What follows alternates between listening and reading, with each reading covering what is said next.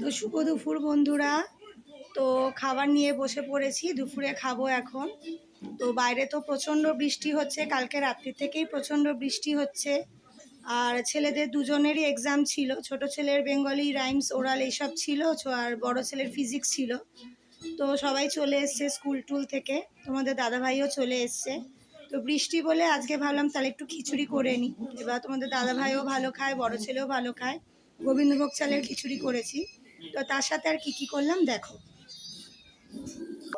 এখানে তোমাদের দাদা ভাইয়ের বড় ছেলে, আর তোমাদের দাদা ভাইয়ের যে ঠাকুমা আছে তার, আর আমার ছোট ছেলে, এই যে সব খিচুড়ি বেড়ে নিয়েছি। আর এখানে একটু বেগুনি করেছি, মানে এখানে অল্প রয়েছে, আরও ভাজা হচ্ছে।